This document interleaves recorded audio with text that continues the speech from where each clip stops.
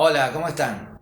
Bueno, les doy la bienvenida nuevamente al seminario sobre construcción de identidad y esta nueva clase donde vamos a tratar, ya sabiendo qué es la filosofía, el tema de la identidad a lo largo de la historia de la filosofía. A partir de este video vamos a hablar de ese tema.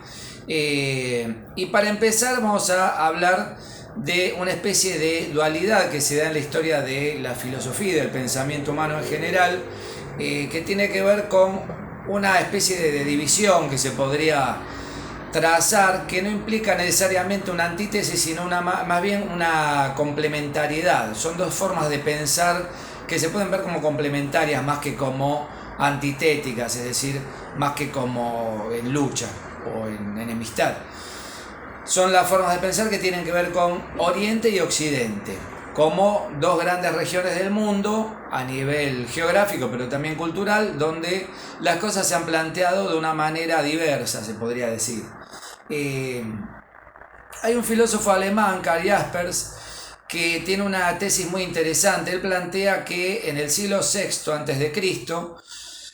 se da en todo el mundo civilizado una especie de nacimiento o florecimiento de el saber y sobre todo de una visión espiritual de la vida. Es el nacimiento del espíritu humano, se podría decir de alguna manera. El momento en que el hombre deja ese cono de sombras que tenía que ver un poco con cierta mitología antigua, con mitos y rituales muy, digamos, cerrados, muy de la casta sacerdotal, y empieza no solo a pensar de otra manera, sino a verse a sí mismo de un modo diferente. En la misma época, siglo VI a.C., convive el florecimiento de la filosofía griega, tales de Mileto, Pitágoras, Heráclito, Parménides. También es la época de los grandes profetas de Israel, Ezequiel, Jeremías, Isaías, etcétera. En paralelo aparece en Persia, en Medio Oriente, el profeta Zoroastro, que es un poco como el antecesor a todas las doctrinas religiosas del mundo. De hecho, algunos lo consideran como un antecesor del cristianismo mismo. En Egipto también es una época de mucho florecimiento cultural y espiritual. En China aparecen las dos grandes concepciones del confucianismo, que es algo así como la religión de Estado china, que pervive hasta el día de hoy, adaptada a otras realidades, pero los chinos básicamente se puede decir que siguen siendo confucianos, y el taoísmo, que es más la filosofía religiosa o una religión filosófica, se podría decir, de China. Y en ese mismo siglo también, sexto antes de Cristo, aparece la figura histórica del príncipe Siddhartha Gautama, que nombramos en la clase anterior, que va a ser conocido como el Buda o el Buda histórico. Acá tengo de hecho una representación tradicional del Buda histórico, que es una representación que se hace en China, porque China también ha absorbido buena parte de las enseñanzas budistas y las ha fusionado con su filosofía del taoísmo, dando lugar a lo que se llama el budismo Yang, que pasa a Japón como el budismo Zen. Y lo pronuncio así porque se escribe con Z. Bueno, ¿quién fue el Buda? El Buda es por un lado un personaje histórico y por otro lado es una especie de estado espiritual que se puede alcanzar. El Buda histórico se llamó Siddhartha Gautama, fue un príncipe de la tribu del clan de los Sakyas, por eso se habla del Buda Sakyamuni. Habría otros Budas también a lo largo de la historia, pero este es el Buda más reconocido y que todo el mundo universalmente menciona como el Buda, ¿no? Buda es una palabra que significa despierto, simplemente quiere decir aquel que se ha despertado del sueño, que implica estar vivos, ¿no? ¿Qué significa esto? Bueno, para Buda, la gran parte de los seres humanos, vivimos una especie de estado de adormecimiento en el cual creemos que todo aquello que se nos presenta, que vemos a nuestro alrededor, es la verdadera realidad, cuando en realidad para Buda ese tipo de realidades no tiene sustancia, no tiene una realidad en sí misma, sino que es una especie de realidad derivada o secundaria. Uno diría, bueno, entonces lo que es verdaderamente real es el alma que percibe esos objetos o que vive dentro en el ámbito de esos objetos. No, para Buda el alma, que sería un equivalente a la conciencia moderna, en lengua sánscrita se dice Atman, tampoco tiene consistencia, no tiene realidad física material, pero tampoco una realidad espiritual. Es una especie de sueño, ¿no? ¿Vieron cuando uno sueña que se despierta y dice, ah, bueno, eso que me pasó fue loquísimo, pero no me pasó de verdad, era un sueño? Bueno, para Buda el alma y todo lo que la compone, que son precisamente nuestras percepciones, nuestras ideas, nuestros sentimientos también, son ilusorios.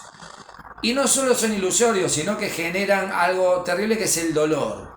En la medida, dice Buda, que los individuos nos aferramos a esas percepciones, sensaciones, ideas, creencias también, sentimientos, etc., sufrimos. La verdad de la vida es el sufrimiento, pero es una verdad que se puede superar. Buda, de hecho, desarrolla una filosofía que se puede ver hoy en día como una especie de terapéutica para escapar al dolor. Y a la vez es una religión, pero una religión en un sentido muy, ¿cómo decirlo?, muy íntimo de la palabra. Porque el budismo es una religión sin Dios. Dios no aparece como un problema para Buda. Tampoco lo niega, no es que es una religión atea como algunos plantean. Desde una visión cristiana quizás sí, porque no hay un concepto definido de Dios y al no haberlo ya pareciera que hay una forma de ateísmo. Más bien es un agnosticismo. Agnosticismo quiere decir que no nos pronunciamos ni a favor ni en contra de la existencia de Dios. Simplemente es un problema que está más allá de la capacidad humana de comprender. Sin embargo, hay algo, digamos, en el budismo que hereda de la religión hinduista. Buda sería una especie de reformador del hinduismo, así como Jesús fue un reformador del judaísmo. Y hay algo, digo, de resabio de la vieja religión hinduista, en que, por ejemplo, Buda sí cree en la reencarnación. Lo que los griegos van a llamar la transmigración de las almas, ¿no? Y que hoy en día decimos la reencarnación, que se entiende como un eterno renacer del alma en distintos cuerpos. Para Buda sería equivalente a una vela con la cual encendemos otra vela. El fuego que pasa de una vela a la otra no es el mismo fuego que estaba en la vela original y sin embargo transmite algo de ese fuego y crea un fuego nuevo, se podría decir. Bueno, esto que transmite en la cultura de la India se llama el karma. El karma es aquello que se traslada de una existencia a la otra como una especie de carga que a veces asociamos con la culpa, pero no necesariamente tiene que ver con la culpa, sino más bien con todo aquello que seguimos acumulando como ilusiones, ¿no? Esto puede tener que ver con el psicoanálisis que vamos a ver más adelante. El psicoanálisis podría ser entendido como una forma muy depurada, muy occidental y científica de budismo. Esto que digo se me acaba de ocurrir y es algo bastante, digamos, fuerte como tesis, pero se podría pensar, no a lo mejor que el psicoanálisis es una forma de budismo, sino que el budismo es una forma de terapia primitiva o muy antigua, lo cual no la hace menos sutil y menos elaborada. Cuando uno entra en los textos del budismo, que son muchos, descubre un universo muy complejo, ¿no? Y elaboraciones e intuiciones que dicen cosas muy, muy interesantes, muy profundas. Hay un texto fundamental del budismo que aparece en esta edición de bolsillo que se llama Buda, las cuatro nobles verdades, publicadas por Lonselier, la editorial Lonselier, que justamente se llaman las cuatro nobles verdades y sería un discurso que el Buda histórico habría dado a sus discípulos cuando alcanzó la iluminación. Él dicen que cuenta la leyenda que se iluminó o que alcanzó esta iluminación después de meditar varios días o varias horas debajo de un árbol que se llama el árbol Bodhi. Está conservado en la India este árbol. Y el Buda histórico, el príncipe Siddhartha, habría alcanzado la iluminación, es decir, su estado de despierto, su estado de Buda, bajo esta higuera meditando, ¿no? Habría sido tentado por demonios. Bueno, hay toda una mitología detrás de esta iluminación del Buda, que después de ser príncipe abandona el palacio, dedica varios años a la meditación, a la ascética, es decir, a torturar su cuerpo en busca de esta iluminación. Finalmente descubre que torturando su cuerpo no iba a lograr nada, salvo morir prematuramente. Vuelve a una vida normal, pero digamos virtuosa, en el sentido que busca un punto medio, busca no dejarse llevar por los excesos, tanto por sobrecargarse de placeres, ni por abandonar todo tipo de consecución de sus necesidades. Es decir, no se trata de dejar de comer, sino de comer moderadamente, por ejemplo. Y una vez que Buda obtiene esta iluminación, brinda este discurso breve a sus discípulos, o los que van a ser sus discípulos, que los llama monjes, y con esto se inicia lo que sería la historia del budismo. Buda muere después a los 80 años, la iluminación la alcanza a los 35, o sea, bastante tardíamente. Como les decía, vive hasta los 80 años y muere de causas naturales, o mejor dicho, por una indigestión, curiosamente, ¿no? Él que defendía la moderación muere por comer cerdo en mal estado. Bueno, esto es anecdótico, pero es interesante saberlo. ¿Qué dice Buda en estas 4 nobles verdades del sermón de Benares, como se llama a este discurso? Les dice a los monjes: ahora, monjes, esta es la noble verdad del dolor. El nacimiento es doloroso, la vejez es dolorosa, la enfermedad es dolorosa, la muerte es dolorosa. La congoja, la lamentación, el rechazo y la desesperación son dolorosos. El contacto con cosas displacenteras es doloroso, no conseguir lo que uno quiere es doloroso. En síntesis, los 5 grupos de posesión, lo llama así, son dolorosos. A esto se les llama los agregados de la conciencia en el budismo. Ahora, monjes, dice, esta es la noble verdad de la causa del dolor, el anhelo que conduce al renacimiento, o sea, reencarnarse indefinidamente, ¿no? Combinado con el placer y el deseo sensual, el hallar placer aquí y allá, es decir, el anhelo de la pasión, el anhelo de la existencia, el anhelo de la no existencia. De alguna manera uno está aferrado a la existencia, uno está aferrado a su ego, ¿no?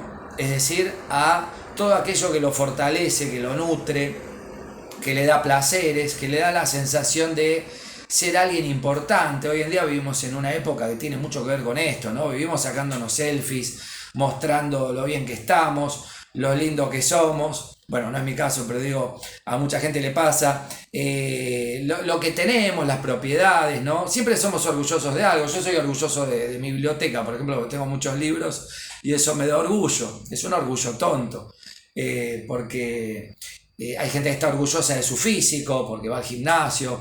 Hay gente que está orgullosa de sus títulos universitarios, etcétera, etcétera, etcétera. Lo cual no está mal, no es que sea un pecado, pero nos aferra a la existencia de una manera que genera dolor, dice Buda. ¿Por qué? Porque en la medida que nos aferramos a cosas que pueden perderse todo el tiempo, podemos perder nuestra salud física, por ejemplo, podemos tener los bienes que tenemos en una desgracia, o porque nos va mal económicamente, o porque mueren nuestros seres queridos, etcétera, etcétera, y en definitiva vamos a perder nuestra propia vida algún día. Entonces, para Buda no tiene sentido aferrarse a estas cosas de manera que ese aferrarse nos genere dolor. Sí lo podemos aprovechar en función de alcanzar un estado de sabiduría. Bueno, ahora, monjes, continúa el Buda, esta es la noble verdad de la cesación del dolor. Y acá viene lo importante, ¿no? La cesación sin un resto de anhelo mediante el abandonar, el dejar, el soltar. Hoy en día hablamos mucho de hay que soltar, ¿no? Mediante el no apego. Buda dice que hay que practicar una filosofía del no apego, no apegarse a las cosas. De repente podríamos decir, bueno, sí, recibiste de abogado, que es lo que querés y lo que quiere tu familia, y tenés un buen trabajo. Pero no te aferres a ese título en el sentido de decir, yo soy esto, yo no soy eso, yo soy a la vez más que un título, ¿no? y no tiene sentido aferrarse a esas cosas, o al dinero, ¿no? O a los placeres permanentes, si bien es lindo disfrutar de ciertas cosas, pero no tiene sentido a lo mejor vivir, dice el Buda, ¿no? De acuerdo a este orden de cosas, lo que se llamaría el hedonismo, vivir por el placer. Tampoco tiene sentido vivir por el dolor, obviamente. Entonces dice Buda, ahora monjes, esta es la noble verdad del camino que lleva a la cesación del dolor. Este es el óctuple noble sendero, es decir, y ahí cita 8 pasos, que serían 8 pasos de un método para alcanzar la superación del dolor y del anhelo, ¿no? Dice 1. Comprensión o pensamiento correcto. 2. Aspiración o intención correcta. 3. Lenguaje o habla correcta. Esto se dice mucho hoy en día. Si uno habla mal, vive mal. Si uno vive insultando, diciendo palabrotas, agrediendo, quejándose, seguramente va a vivir en función de esas palabras, ¿no? Hoy en día se habla, o hay una técnica que se llama programación neurolingüística, un nombre complejo para referir a algo que en el fondo ya estaba planteado por Buda. Somos lo que decimos, ¿no? 4. Acción o conducta correcta. Actuar correctamente.